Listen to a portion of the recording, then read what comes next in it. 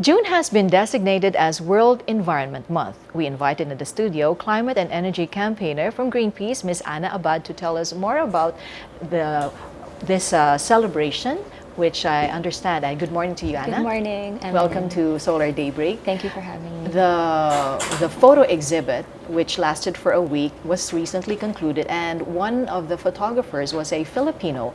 Where else can we see this exhibit? Right now, we just concluded, today is the last day at Eastwood Mall, the venue. We are looking at hosting the venue, possibly at the Senate or the Congress, so that we could inform the decision makers, the politicians, about the impacts of climate change and the story behind how it actually starts. So this photo exhibit tells us a story of where it actually happens, from coal mining, and these are pictures from Indonesia, and then going on to the Philippines, where you have extreme weather events, which is already the new normal. As we all know, the Philippines is already bearing the brunt of climate change impacts and extreme weather events.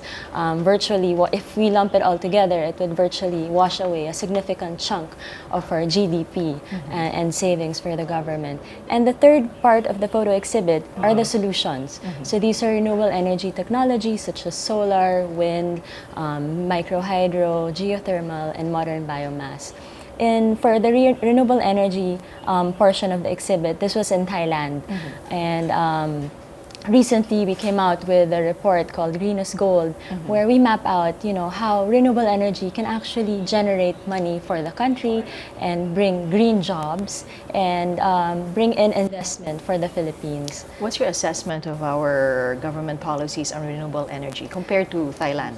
Well, the Philippines is actually a leader in terms of policies and laws, but the disappointing fact here is that while we have all these policies and laws, we lack implementation. So we are still pushing for the Department of Energy to implement the renewable energy law. Why is that? Why is it difficult for us to implement?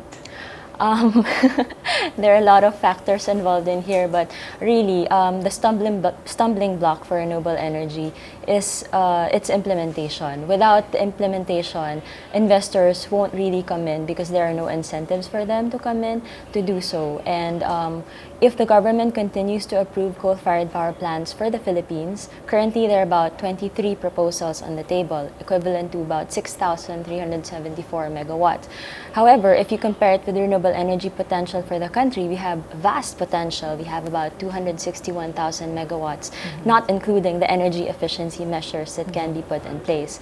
So putting all these together, we can actually shift to a sustainable energy future. We just hope that this could be supported by stronger leadership, political will, and vision from the government. Some are saying that coal is cheaper and that renewable energy is expensive. So that is why they're more geared towards supporting coal energy. Yes, this is one of the myths that coal proponents peddle to the public.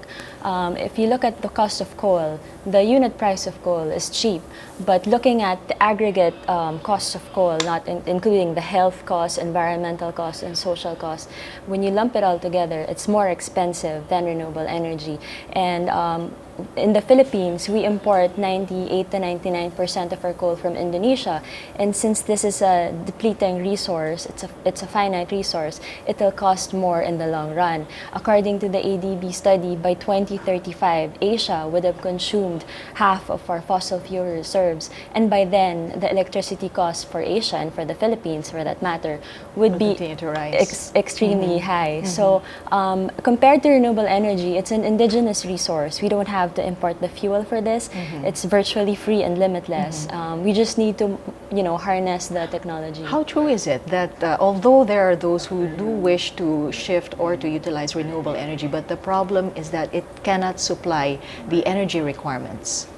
Well, we can look into renewable energy combined cycle for technology similar to what they do in Germany, wherein they shift from one renewable energy technology to another. It adapts depending on what's available.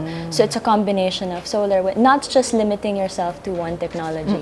So by doing that and pushing for decentralized energy that would provide energy access to the most vulnerable, poor communities that are not being fed by electricity from the on-grid scenario. And lastly, for us who are not in the industry but are users, what can we do?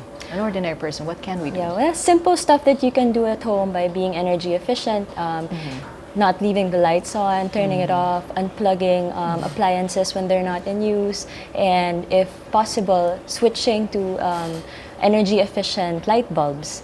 So that are already available in the market and are continuing to decrease in price. All right. Thank you so much, Ana Abad of Thank you, Greenpeace, for joining Amelyn. us this morning. Yes.